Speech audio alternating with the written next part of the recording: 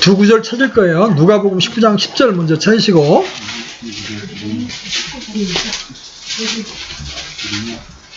자, 누가복음 19장 10절 먼저 읽습니다. 시작. 사람의 아들은 잃어버린 것을 찾아 구원하러 왔느니라 하시니라. 또 요한복음 4장 23절,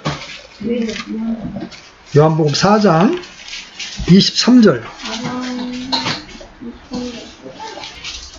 찾으셨으면 같이 읽습니다. 시작. 그러나 참되게 경배하는 자들이 영과 진리로 아버지께 경배할 때가 오나니 곧 지금이라. 이는 아버지께서 자기에게 그렇게 경배하는 자들을 찾으시기 때문이니라. 이 두 구절에서 다 찾는다라는 개념이 등장합니다. 그렇죠? 그래서 오늘은 하나님께서 찾으시는 사람들이라는 제목으로 한번 말씀을 살펴보려고 합니다. 하나님께서 찾으시는 사람들. 여기에 모인 우리는 주의 은총을 받은 자들입니다. 아멘. 왜냐하면 우리는 하나님의 찾으신 바 된 하나님의 백성들이기 때문에 그래요. 아멘? 이 구원을 여러분 심사하게 생각하지 마세요. 그렇게 돈이 많고 권력이 많았던 사람도 이 진리를 발견하지 못한 채 죽어갔습니다. 감사하게도 우리는 인생 가운데 하나님의 그 부르시는 음성을 듣게 되었어요. 그죠? 하나님의 은혜로 듣게 되어서 이 자리에 있게 된 겁니다. 하나님은 세대마다 사람들을 찾으십니다.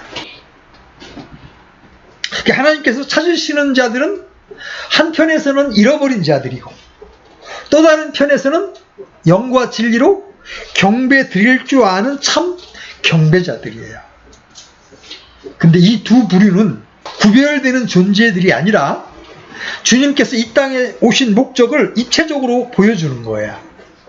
즉 잃어버린 자들을 찾아 참된 경배자로 만드시는 것이 하나님의 목적입니다. 아멘. 먼저 잃어버린 자를 찾으시는 하나님 한번 살펴봅시다. 아까 먼저 읽었던 누가복음 19장 10절 뭐라고 그랬어요? 사람의 아들은 잃어버린 것을 찾아 구원하러 왔느니라.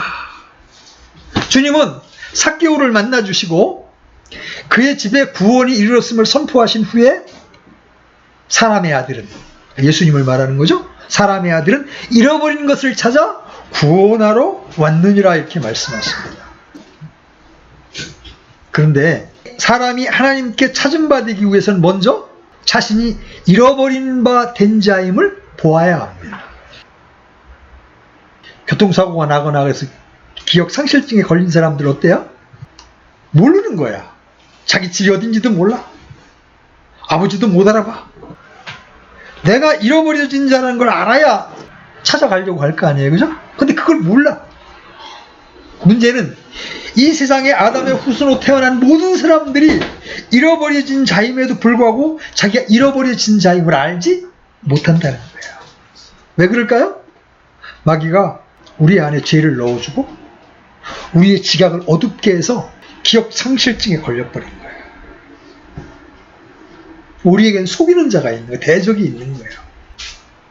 성경을 읽어보신 분들은 이제 누가복음 15장에 세 가지의 비유가 있는 것을 여러분 기억할 거예요. 그죠?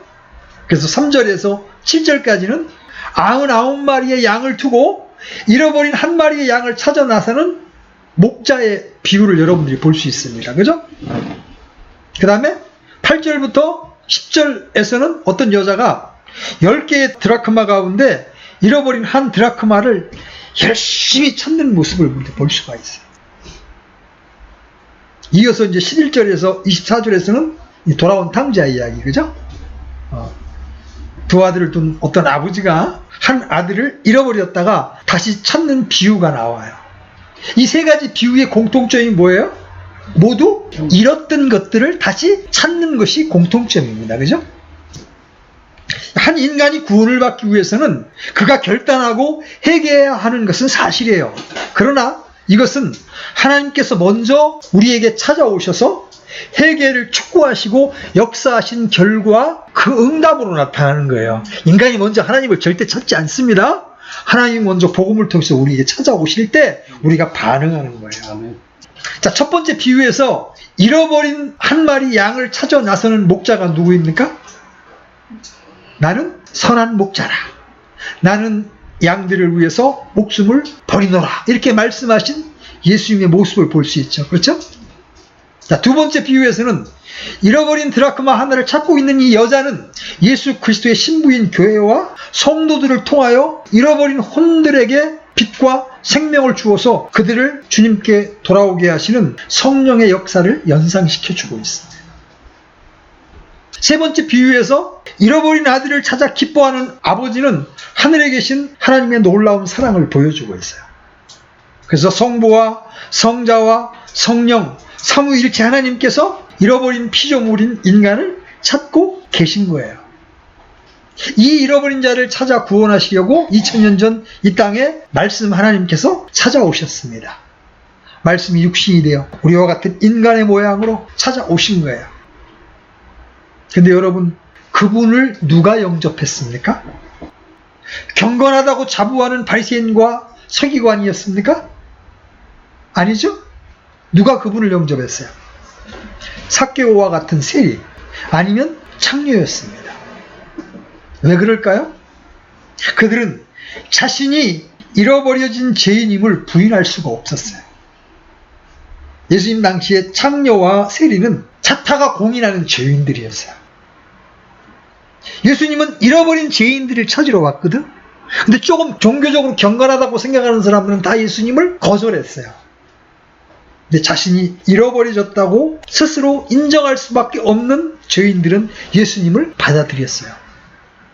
주님은 바로 이런 자들을 구원하시려고 이 땅에 인간으로 오셔서 인생을 사시고, 인생을 사시는 동안 하나님의 의를 완전히 이루신 후에 의로운 분으로서 불의한 자를 대신하여 십자가에서 저주와 죄가 되신 거예요. 그리고 모든 피를 쏟으시고 우리 구원을 다 이루셨습니다. 그래서 예수님께서 요한복음 19장 40절에서 숨을 거두시고 마지막 돌아가실 때 뭐라고 외치세요? 다 이루었다. 다 이루었다. 예수님의 죽으심과 피 흘리심으로 우리의 죄값을 다 갚았다. 지불했다. 그런데 이 구원이 나의 것이 되려면 내가 불의한 잃어버려진 자라는 성경의 진단에 기꺼이 동의해야 합니다. 여기에 전도자의 복음 전파와 성령의 도우심이 절대적으로 필요해요. 왜냐하면 우리의 이성으로는 자신이 잃어버려진 자라는 걸 알 수가 없어요. 하나님의 말씀의 빛이 우리의 마음을 비칠 때, 성령께서 우리 마음을 비춰주실 때, 아, 내가 하나님 앞에 죄인이었구나. 그리고 이대로 살다 죽으면 영원한 심판을 피할 길이 없는 자구나. 그때 우리 마음속에 복음의 빛이 비치는 거예요. 자, 첫 번째, 하나님은 잃어버린 자를 찾는 분이시다. 아멘? 아멘. 자, 두 번째, 하나님은 요한복음 4장 23절에 의하면 아버지께 경배하는 자들을 찾으십니다. 여러분, 구원은 단지 잃어버린 자들을 찾는 것에 그치지 않습니다. 수가성 여인에게 목마르지 않는 생수로서 자신을 계시하신 주님께서는 이렇게 말씀하셨어요. 아버지께서 영과 진리로 경배하는 자들을 찾으신다. 인류 역사 어느 시대든 주님을 가슴으로 만났던 참 경배자들은 타락한 그 시대와 그 시대의 사람들을 위해 울면서 중보했고, 또 그들에게 복음을 전파했고, 동시에 그들을 가르쳤습니다. 죽어가는 자들을 보고 그냥 지켜볼 수가 없는 거예요. 보세요. 수가성에서도 주님을 만난 여인이 주님을 만나고 난 다음에 바로 한 일이 뭐예요? 그 여인이 어떤 여인이었어요? 남편을 5이 넘게 두었던 여자예요. 이 현대에도 남편을 5을 바꿨다 그러면 세상 사람들이 뭐라고 부르겠어요? 근데 지금으로부터 2000년 전에 형편없는, 그야말로 도덕적, 윤리적으로 형편없는 여자였어요. 근데 그 여인이 예수님을 만난 다음에 물동이를 던져두고 동네 들어가서 바로 누구를 전파해요? 내가 그리스도를 만났다. 내가 그리스도를 만났다. 이게 경배자의 모습이에요. 오늘날 교인은 많지만 거듭난 신자는 그렇게 많지 않은 시대에 살고 있어요. 제가 이제 복음주의 진영으로 들어오기 전에 저는 교회 다니는 사람은 다 거듭난 하나님의 사람인 걸로 생각을 했어요. 근데 제가 이제 좀 더 복음의 지식이 분명해지고 난 다음에 교회 다닌다는 사람들과 복음 교제를 하면서 지옥을 이야기하고 휴거를 이야기하면 지금 그렇게 지옥 얘기해요 이러는 거예요. 집사라는 분들이 그러는 거예요. 휴거가 뭐예요? 이렇게 묻는 거예요. 제가 그때 충격을 받은 거예요. 야, 지금 어떤 종교심에 의해서 교회를 다니고는 있지만 정확하게 십자가 복음을 만나지 못한 사람들이 의외로 많고, 제가 직장에 있을 때 또 한 번 충격을 받은 게, 직장에 신호회라는 게 있잖아요. 직장 신호회가 있는데 각 부서마다 이제 뭐 인사부, 뭐 총무부, 뭐 기획 부서마다 이제 연락책으로 간사들을 둔단 말이에요. 제가 이제 구원을 받고 난 다음에 저희 부서에 있는 그 간사한테 구원 받았어? 그러니까 아무 말을 안 해. 지옥을 믿어? 그러니까 가봐야 하는 거지 지옥을 어떻게 알아요? 이렇게. 근데 이제 그때 이제 충격을 받은 거예요. 아니 신호회 직장에 기독교 단체에 활동하는 간사 정도가 지옥을 인정하지 않는다 그러면 이게 심각한 거잖아요. 그때부터 제가 교회만 다닌다고 해서 그 사람이 거듭난 하나님의 사람이라는 이 대전제가 성립될 수 없다. 그때부터 제가 집요하게 이제 교회 다니는 사람들을 향해서 복음을 전하기 시작했어요. 의외로 거듭나지 못한 교인들이 여전히 교회 안에 많이 있다. 그런데 또 거듭나기는 했지만 경배자로서 사는 사람을 찾아보기가 참 어려운 시대에 살고 있다는 것도 사실이에요. 인본주의와 기복신앙과 자유주의가 기독교를 휩쓸고 지나가면서 값싼 기독교인들만 양산을 하고 있는 거예요. 그러나 여러분 기억하십시오. 이 시대에도 하나님은 여전히 영과 진리로 경배하는 참 경배자들을 찾고 계십니다. 여러분, 영과 진리로 경배 드린다는 것은 아까도 말씀드렸지만 다만 주의 첫날 예배만을 뜻하지 않습니다. 주님께서 친히 곧 지금이라 이렇게 말씀하시잖아요. 우리가 매일 드리는 삶의 경배를 통해서 그분을 닮아가지 않고 잃어버린 영혼을 찾아 나서지 않는다면 아마도 우리는 가짜 경배자들일 수 있는 거예요. 우리는 더 이상 영적 생명력을 잃어버린 종교적 지성주의, 교리적 정통주의에 머물러서는 안 되는 거예요. 특히 김계민 형이 지금 자칫 잘못하면 죽은 정통주의가 될 확률이 굉장히 높습니다. 그 마음에 주님의 사랑이 지금 식어지고 영혼들을 향한 열정이 식어지면서 교리만 높아서 다른 사람을 판단하고 정죄하는 일에만 승할 수 있어요. 굉장히 위험한 겁니다. 마치 주님 당시에 바리새인들과 서기관과 같이 될 수 있는 거예요. 하나님께서는 경배를 위해서 자기 백성을 부르셨습니다. 이사야서 43장 21절은 이 백성은 내가 나를 위해 지었나니 그들이 나의 찬양을 전하리로다. 이렇게 구원받은 백성의 존재 이유를 밝히고 있어요. 또 요한복음 우리가 읽었던 본문에서도 예수님은 아버지께 경배하는 자들은 영과 진리로 경배할 때가 오나니 곧 이때라, 지금이라. 아버지께서는 이렇게 자기에게 경배하는 자들을 찾으시느니라. 하나님은 영이시니 경배하는 자는 영과 진리로 경배할지니라. 이 말씀을 통해서 경배자를 찾으시는 하나님의 뜻을 우리에게 보여주고 계십니다. 자, 경배가 뭐예요? 하나님 앞에 무릎을 꿇는 거예요. 자, 따라서 해봐요. 경배란 하나님 앞에 무릎을 꿇는 것이다. 온 존재로 그분을 예배하는 거예요. 그런 거로 경배는 생명의 통로입니다. 경배를 잘 드리면 죽었던 혼이 살아나고 때때로 병든 육체가 회복될 수 있는 체험을 갖습니다. 또 경배는 능력의 통로예요. 경배 드리는 가운데 무능했던 자들이 권능자로 변화되고 아무 일도 감당하지 못했던 사람들이 세상을 선안케 하는 자들이 될 수 있어요. 또 경배는 우리에게 사명을 주기도 합니다. 사명 없이 살아가던 백성들이 경배를 통해서 목숨을 걸고 지킬 진리를 발견하게 됩니다. 이게 경배의 능력이에요. 그런데 문제는 우리가 경배의 능력을 체험하지 못하고 있다는 거예요. 왜 그럴까요? 경배의 본질을 망각하고 있기 때문에 그렇습니다. 자, 경배가 뭐라고 그랬어요? 경배가 무엇인지 구체적으로 말해보라고 하면 대답을 잘 못해. 오늘날 신자들이. 경배가 무엇입니까? 한마디로 경배는 온 존재로 주님 앞에 부복하는 거예요. 온 존재를 다하여 주님 앞에 무릎을 꿇는 거예요. 그런데 이 경배는 무엇으로부터 시작하느냐? 첫 번째, 듣는 것부터 시작하는 거예요. 따라 해봐요. 경배는 경배는 듣는 일에서 시작한다. 듣는 일에서 시작한다. 어떻게 보면 듣는 게 뭘 이렇게 힘드냐고 할지 모르지만 사실 세상에서 듣는 것만큼 어려운 일이 없어요. 일단 말씀이 들리면 영광이 임합니다. 말씀이 들리면 변화를 받습니다.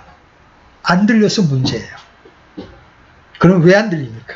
우리 승진이, 승찬이 하나님 말씀을 듣다 보면 잘 안 들려. 그지? 막 스쳐 지나가지. 내 마음속으로 안 들어. 왜 안 들릴까요? 마귀의 방해로. 우리가 죽어 있어. 안테나가 없는 거야. 하나님의 말씀을 딱 캐치할 수 있는 안테나가 없는 거야. 그 마귀가 못 듣도록 방해하는 거야. 어떻게든 우리 마음속에 하나님의 말씀이, 생명의 말씀이 들어오지 못하도록 막고 있는 거야. 거기에 더하여 사람이 범죄하자마자 뭐가 생겼어요? 자기 중심성. 이 죄의 본질의 특성이 자기 중심성이에요. 이게 죄의 특성이에요. 내가 듣고 싶은 것만 들으려고 해요. 그 전에 유명한 철학자인 앙리 베르그송이라는 사람이 시간과 자유라는 책을 썼어요. 그 책에서 사람을 두 종류 나눠. 하나는 닫힌 마음의 사람, 또 하나는 열린 마음의 사람. 마음이 닫혀 있으면 다른 사람이 얘기를 못 들어요. 그죠? 또 열려있는 사람은 누구의 얘기도 겸손하게 들으려고 합니다. 열린 마음을 가진 사람의 대표적인 특징이 뭐냐면 들을 줄 안다는 거예요. 들을 줄 안다는 것은 인간관계가 원만하다는 뜻이에요. 그죠? 인간관계가 원만한 사람들은 남의 얘기를 잘 들을 줄 압니다. 마귀가 하는 일이 뭐냐면 우리를 자꾸 닫힌 세계로 들어가도록 이끌어 간다는 거예요. 자기밖에 모르고 이기심으로 똘똘 뭉쳐있고 상대를 배려하지 못하게 합니다. 결국 길을 막고 자기 세계 안에서만 갇혀 지내게 만듭니다. 제가 이제 어려서 정치에 대한 꿈이 좀 있었어요. 전국에 옥면대회도 쫓아다니고 그랬던 경험이 있어가지고. 그래서 요새도 가끔가다 이 종편 채널을 봐요. 패널들끼리 이 정치적인 사건을 논쟁하는 것을 보게 됩니다. 보수와 진보를 대표하는 논객들은 상대방의 말이 좀 길어지면 참지를 못합니다. 그만해라, 나도 좀 하자 하면서 말 허리를 딱 채고 들어옵니다. 그죠? 상대방을 배려하지 않습니다. 이게 뭐예요? 죄가 들어간 인간의 실존입니다. 이건 부부간에도 다르지 않아요. 부부간에도 상대방의 말을 많이 들어주려고 하기보다 내 말을 많이 하려고 하는 게 특성이에요. 이게 죄인의 특성입니다. 이 땅에 기독교가 들어온 지 100년이 넘었죠? 이제 이 한국 기독교의 맹점 가운데 하나가 이 땅에 기독교 문화를 심지 못했다는 거예요. 기독교 문화가 심겨지지 못했다고 하는 대표적인 한 예가 이제 국회 대정부 질문과 답변 과정을 보면 알 수 있어요. 국회의원들은 보통 사람들과는 다른 똑똑한 사람들이에요. 그죠? 날고 긴다는 사람들이에요. 그 똑똑하다는 사람들이 대정부 질문을 하기 위해서 대단히 많은 준비를 합니다. 보좌관들을 통해서 각종 자료를 분석하고 각종 논리를 동원해서 멋있는 질문을 합니다. 그런데 재미있는 것은 안 듣는다는 거예요. 그죠? 특히 다른 당 의원이 연설할 때면 다 나가버리든지 안 듣는다는 거예요. 심지어는 대정부 질문할 때 보면 자기 질문만 하고 나가버려. 자기는 안 대답도 안 듣고. 우리 청소년들이 참 이 무례와 무식을 배울까봐 참 걱정해요. 안 들으려는 문화, 이거 야만적인 거예요. 반면에 기독교 경배를 경험한 서구 문명권의 국가들은 들을 줄 아는 문화가 있습니다. 영국이나 미국의 의회를 보십시오. 경청할 줄 압니다. 여기에 차이가 있어요. 영국 사람들의 교육 철학을 보니까 영국 교육의 기초는 어려서부터 듣게 하는 거예요. 자녀 교육의 핵심이 듣기 훈련입니다. 뼈대 있는 집안일수록 잘 듣습니다. 그렇지 못한 집안 아이들은 밤낮 떠들고 딴짓을 합니다. 듣지 않으면 어떻게 돼요? 여러분, 마르다와 마리아 이야기가 나오잖아요. 예수님의 발 앞에 딱 들었던 마리아는 불평이 없는데 듣기보다 열심히 봉사하기만 했던 마르다는, 그죠? 불평이 많잖아요. 그래서 예수님을 믿으면 제일 먼저 배워야 하는 것이 바로 청종이에요. 청종이라는 말은 귀를 열어서 듣는다는 거예요. 신앙이 제대로 박힌 사람들은 들을 줄 압니다. 우리 모임에 와서 한두 번 참석했다 가시는 분들이 있고 이제 남는 분들이 있고 이제 그런데 대개 이제 한두 번 왔다 가시는 분들이 어떤 케이스냐면 알아보려고 하질 않아요. 모이는 것도 이상하다. 전통적인 어떤 이제까지의 내 신앙과 틀리다는 것 때문에 판단이 딱 먼저 앞섭니다. 그래서 점심도 안 먹고 붙잡을 게요. 걸음만 날달려 하고 막 도망가기도 하고 막 그럽니다. 왜 그래요? 내 안에 하나의 편견이 형성되어 있단 말이에요. 그게 성경적으로 형성되어진 게 아니라 이제까지 내가 보아왔던 교회의 모습을 통한 편견이 형성되어 있다 보니까 나와 여기가 틀리다, 뭔가 이상하다. 그러면 대부분 이제 여기 이단인 것 같은 이런 느낌을 딱 갖고 이제 그 다음 주에는 안 나옵니다. 참된 경배로 훈련받은 백성들은 어디를 가든지 다릅니다. 다른 사람들과의 관계 속에서도 예절을 갖추게 돼 있고 매너를 갖습니다. 그렇지 않은 사람들은 왠지 구원받았다 하더라도 모질고 거칠어요. 옛날에 천안에서 어떤 자매가 저희 모임에 한번 온 적이 있어요. 천안에서 여기까지 찾아올 정도면 굉장히 열정적인 거잖아요. 그죠? 근데 그날 제가 설교할 때 재침례 교도에 대해서 잠깐 언급하고 지나갔어요. 왜냐면 그건 중요한 주제가 아니었기 때문에. 그랬더니 집회가 딱 끝나자마자 자매가 제 앞에 오더니 왜 재침례 교도를 그것밖에 얘기를 안 합니까? 이러면서 막 따지는 거예요. 첫날 와가지고. 자매님 오늘은 재침례 교도에 대해서 공부하는 게 아니라 주제가 그게 아니라 침례 신앙에 대해서 말하는 거 아닙니까? 그랬더니 밥도 안 먹고 뻘떡 일어나 가버리는 거예요. 천안에서까지 왔는데 기차 타고 버스까지 타고 여기까지 왔는데 밥도 안 먹고 일어나 가버리는 거예요. 그 자매가 이제 구원파 출신이었는데 도무지 예절이 없는 거예요. 구원받았다고 그렇게 이게 크게 간증했던 자매가 우리에게 보여준 모습은 너무나 무례한 거예요. 왜 그래요? 들을 줄 모른다는 거예요. 들으려고 하지 않는다는 거예요. 자, 우리 전도서 5장 1절 2절 한번 열어보십시오. 전도서 5장 1절 2절 찾으셨으면 같이 읽겠습니다. 시작. 너는 하나님의 집에 갈 때에 내 발을 지키고 어리석은 자들의 희생물을 드리는 것보다 듣는 것에 더 주의를 기울이라. 그들은 자기들이 악을 행하는 줄로 생각하지 아니하느니라. 내 입을 경솔히 열지 말며 하나님 앞에서 내 마음을 급하게 어떤 것도 말하지 못하게 할지니라. 하나님은 하늘에 계시고 너는 땅에 있나니 그런즉 내 말수를 적게 할지니라. 듣는 것에 주의를 기울이라. 신앙이 성숙한 사람들은 들으려고 합니다. 근데 덜 익은 사람들이 많이 말하려고 해요. 누군가를 가르치려고 하고 그런 거예요. 사무엘은 들을 줄 아는 사람이었습니다. 사무엘상 3장 9절에 보면 하나님이 말씀하시니까 사무엘이 주여 말씀하옵소서 주의 종이 듣겠나이다 이렇게 응답하는 모습이 나옵니다. 그리고 그는 15장 22절에서 이스라엘 백성들에게 이렇게 설교합니다. 사무엘이 이르되 주께서 주의 음성에 순종하는 것만큼 번제 헌물과 희생물을 크게 기뻐하시나이까. 보소서 순종이 희생 헌물보다 낫고 귀를 기울이는 것이 순양의 기름보다 나으니라. 이렇게 유명한 설교를 합니다. 순종이 희생 헌물보다 낫고 귀를 기울이는 것이 수양의 기름보다 낫다. 여러분, 듣는 자세에서 능력이 나오는 거예요. 여러분, 듣기가 먼저입니다. 우리 특히 어린 지체들 좀 지루하지만 한 시간은 내가 하나님께 집중해서 듣겠다는 마음으로 자세를 견고히 해야 돼요.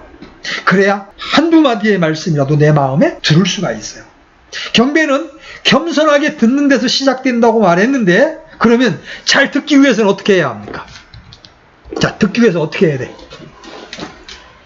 여기서 듣는다는 것은 마음으로 듣는 것을 말해요. 귀로만 듣는 걸 말하지 않아요. 첫째, 잘 듣기 위해서 첫째 여러분이 해야 될 게 뭐냐면 하나님 앞에 서야 합니다. 하나님 앞에 서야 한다. 하나님 앞에 서는 삶이 성도가 살아야 할 삶의 본질이에요. 구약의 이스라엘 백성들은 1년에 3차례씩 3대 명절을 모든 남자들이 다 하나님 앞에 모이도록 명령을 받았습니다. 포로기 이후에는 반드시 일주일에 한 번씩 안식일에 모여서 말씀을 낭독하고 말씀을 듣도록 규정을 했어요. 그래서 교회에서 제일 중요한 것은 모임이에요. 제가 지금 주일 성수를 말하는 게 아니에요. 율법적인 주일 성수를 말하는 게 아니에요. 경배로 모이는 것을 최우선으로 생각하는 태도를 말하는 거예요. 예를 들어서 부모님이 돌아가셨다든가 아니면 직장에 어떤 특별한 일이 있다든가 하는 불가피한 사유가 아닌 한 모이는 것을 빠지는 것은 이미 그건 배교의 길 가운데 이미 들어선 거예요.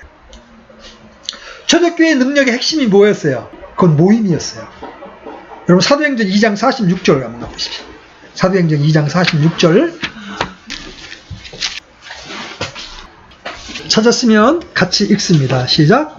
또 날마다 한 마음이 되어 성전에 거하고 집에서 집으로 돌아가며 빵을 떼면서 단일한 마음으로 즐겁게 자기들의 음식을 먹고, 이렇게 모였어요. 모이는 백성들만큼 축복된 백성이 없습니다. 이제 마지막 시대로 갈수록 안 모이려고 해요. 우리도 과거에 내가 원해서가 아니고 모여있던 지체들이 원해서 금요 모임까지 있었어요.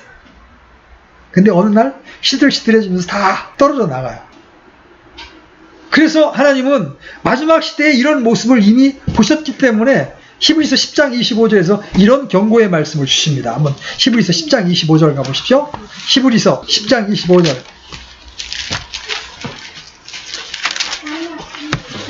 다 찾았으면 같이 읽습니다. 시작. 어떤 사람들의 습관과 같이 우리의 함께 모이는 일을 폐하지 말고 서로 권면하되 그날이 다가옴을 너희가 볼수록 더욱 그리하자. 이제 마지막 때예요. 마지막 날이 다가옴을 볼수록 우리는 함께 모여야 합니다. 모여서 함께 주의 말씀을 나누고 우리의 각오를 다지고 함께 기도해야 돼요. 여러분 지금 코로나 사태 이후에 교회가 심각한 지금 위기에 빠졌어요. 대형 교회들이나 이런 데서 이제 눈총을 받을 겸에 인터넷 예배로 대체하기 시작하면서 사람이라는 게 묘해요. 우리 안에 여전히 육신이 있는 거로 처음에 한두 번 안 모일 때는 그립고 사모가 되고 그러다가 그게 오랜 세월이 흘러가면 어떻게 되는지 알아요? 편해. 아니 우리를 참 실컷 자자. 편해진단 말이에요. 이제 앞으로 이 세상 정부는 점점 기독교를 핍박할 겁니다. 음으로 양으로. 특히 이런 코로나 사태 같은 게 얼마나 모이는 것을 방해하기 좋은 계기가 돼요. 그게 점점점 이제 힘들어지는 거예요. 말세의 특징이 뭐냐? 모이기를 사람들이 싫어한다. 근데 핑계거리까지 제공되네? 얼마나 좋아요. 아, 교회 가봐야 별게 있나? 집에서 성경이나 읽으면 되지. 이런 식으로 유혹을 하는 거예요. 성도가 4분 오열되게 만드는 거예요. 아, 시간 낭비야. 헛수고하지 말자. 이런 게 핑계거리를 주는 겁니다. 네, 여러분 기억하십시오. 하나님께서 말씀을 듣기 위해 시간을 내어 놓은 사람을 빈손으로 돌려보내지 않습니다. 여러분 말씀을 듣기 위해 예루살렘으로 순례왔던 에디오피아 내시를 하나님은 빈손으로 돌려보내지 않으셨습니다. 그렇죠? 이 한 사람의 경배자를 위해 사마리아에서 열심히 사역하고 있는 빌립을 급파하셔서 이 내시를 구원하셨잖아요. 교만한 사람일수록 예배를 우습게 여깁니다. 건들건들 와서 적선하듯 예배를 드린다는 생각으로 앉아있다면 그것은 참으로 참담한 범죄예요. 자, 첫째, 제바로 듣기 위해서는 하나님 앞에 서야 한다. 여러분 집회에 나올 때도 여러분 마음이 내가 형제자매들 앞에 있다고 생각하면 안 돼요. 내가 지금 하나님 앞에 있어. 경건한 마음으로 임해야 된다. 두 번째, 경배자는 두 마음을 품지 말고 경배를 드려야 된다. 두 마음을 품지 말고 전심으로 경배드리는 자세, 이게 능력이에요. 마태복음 15장에서 주님이 이렇게 말씀하셨어. 이 백성이 입술로는 나를 존경하되 마음은 내게서 멀도다. 예수님이 이렇게 탄식하신단 말이에요. 기도를 화려하게 말할 수 있습니다. 하나님의 말씀을 화려하게 선포할 수 있습니다. 그런데 정작 그 마음은 하나님에게서 떠나 있다면 두 마음을 품는 거잖아요. 단일한 마음이 아니에요. 성경은 단일한 마음을 계속해서 강조합니다. 예수님께서는 우리의 육체가 교회에 나와 앉아있는 것도 중시하시지만 마음이 주님께 드려지기를 원하십니다. 아멘? 모임이 타성이 되어 있거나 마지못해 참석하는 경우가 있어요. 이런 사람들이 생각보다 많습니다. 교회에 와서 자리에 앉아있긴 하지만 딴 생각하는 사람들이 있어요. 집중하지 못합니다. 여러분 성경 말씀에 의하면 구원은 어디에 있습니까? 들음에 있잖아요. 믿음이 어디에서 옵니까? 들음에서 오잖아요. 그렇죠? 하나님의 말씀을 들어야 지혜로워집니다. 말씀을 들어야 인격이 변화됩니다. 말씀을 들어야 능력이 생깁니다. 안 들으니까 무엇이 생기겠습니까? 바뀌질 않는 거예요. 그러면 어느 정도 들어야 돼? 목숨을 걸고 들어야 돼. 같이 한번 따라해봐요. 목숨을 걸고 들어야 된다. 목숨을 걸고 들어야 된다. 에이, 뭐 맨날 하는 얘기인데, 뭐, 이러면 안 돼. 하나님의 말씀을 들을 때는 목숨을 걸고 이 생명의 말씀을 내가 받아들이고 깨닫겠다는 절대적인 영으로 들어야 돼. 물론 이제 기도하다가 사람이 변화되는 경우도 있지만 대부분의 경우는 말씀을 듣다가 깨어지는 경우가 더 많아요. 말씀이 선포되는 시간은 또한 그 말씀을 따라 성령이 역사하는 시간이기도 해요. 그래서 육체적인 질병이나 영적 질병이 치료되는 시간이기도 해요. 말씀을 듣는 중에 내 마음에 있던 문제가 해결되기도 합니다. 사람의 문제가 눈 녹듯이 해결되는 거예요. 말씀을 듣는 중에 성령의 충만함을 경험할 수 있어요. 베드로가 말할 때 성령이 말씀을 듣는 모든 사람 가운데 내려오시니 누구에게? 말씀을 듣는 자들에게 성령이 임했다고 성경은 분명하게 말씀하십니다. 그러므로 우리가 예배 드릴 때 한 마음으로 말씀을 듣는 것, 이것이 능력이에요. 그래서 경배에서 승리하면 사람의 능력이 달라지고 삶의 열매와 영향력이 달라지는 거예요. 자, 세 번째, 어떻게 해야 잘 들을 수 있어요? 그 말씀을 충심으로 인정해야 합니다. 하나님의 말씀을 들을 때는 이 핑계 저 핑계 대지 말고 있는 그대로 받아들여야 합니다. 설교는 조용히 듣는데 에이 저건 아닌데 이렇게 하면서 마음에 도리지를 치는 것. 하나님의 말씀을 듣는데 이보다 더 나쁜 자세가 없어요. 열린 마음으로 하나님 말씀하여 주옵소서. 그리하면 말씀 그대로 변화되겠습니다.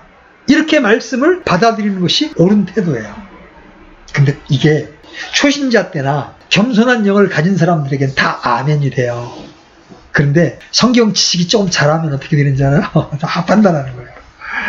거기다 이걸 좀 더 붙이면 좋은데 이러면서 이 설교를 판단하기 시작하면 지금 자기 마음에 들려지는 하나님의 말씀을 받아들이는 태도가 아니기 때문에 거기에 믿음으로 결합할 수가 없게 되는 거예요. 여러분, 말씀 앞에 선다는 것은 굉장히 두려운 일이에요. 때로는 이 말씀이 나를 깨트려 부술 수도 있어요. 성경에서 하나님의 말씀을 망치로 비유하는 게 나오죠. 그렇죠? 그래서 내가 하나님 앞에 서 있다 하는 신유의 의식으로 말씀을 들을 때 성령이 역사하면 내 자아가 깨져버립니다. 내 뜻과 내 야망이 있었는데 주님 앞에 서 있습니다. 말씀하십시오 하고 주님 앞에 내 야망을, 내 꿈을 접게 되면 완전히 사람이 변화됩니다. 이게 경배예요.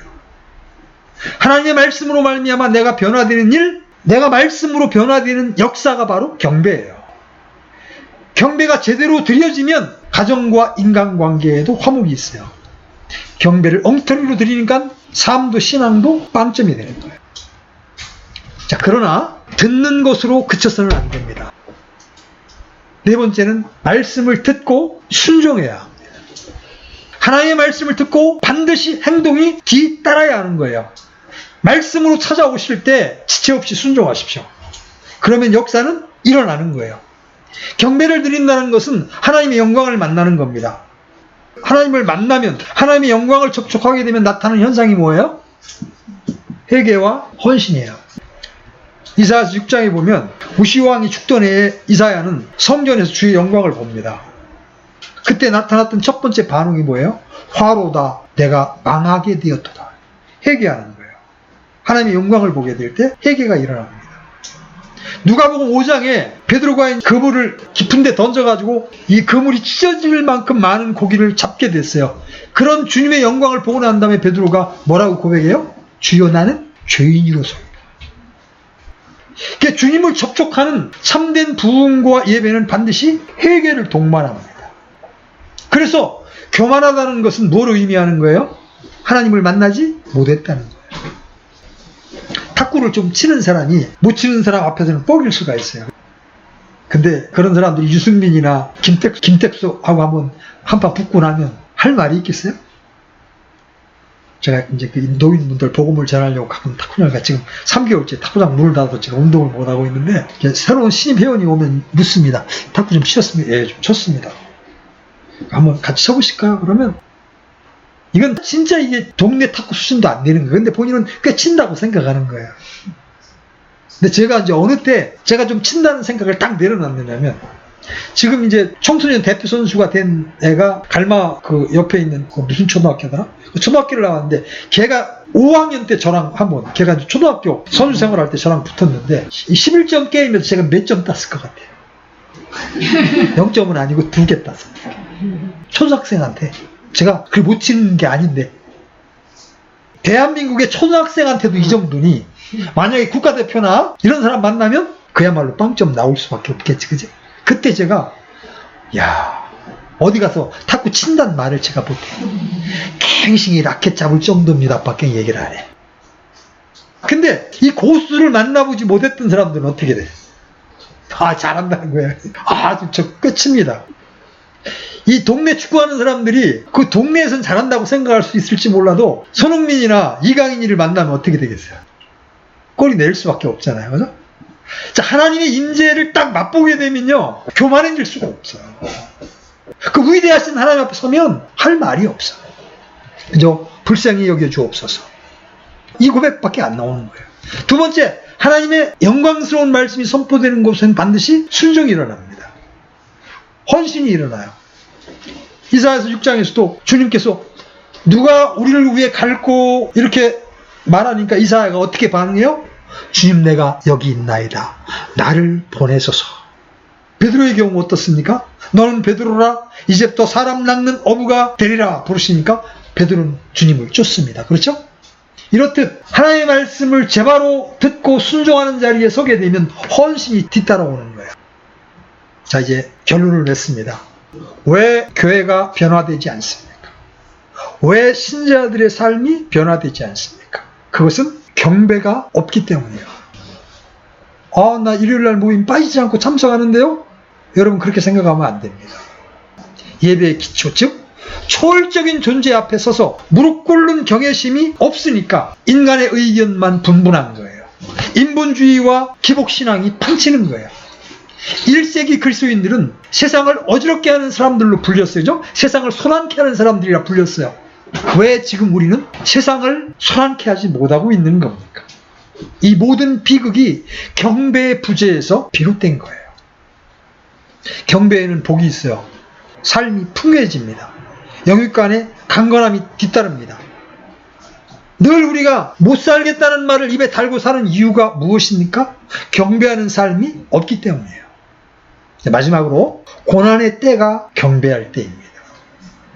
우리 인간들은 보통 고난의 때 어떤 태도를 취합니까? 경배의 자리에서 물러서려고 합니다. 그렇죠? 아, 내가 몸이 이렇게 힘든데 어떻게 경배하란 말이야. 내가 가정이 이렇게 힘든데 어떻게 경배하란 말이야. 내가 부부싸움을 했는데 내가 어떻게 경배의 자리에 나갈 수 있느냐 말하고 핑계거리를 찾습니다. 뒤로 물러나려고 합니다. 그러나 참된 경배자들은 고난의 때에 경배의 자리에 나아갑니다. 성경에서 그런 인물 여러분 생각해 보십시오.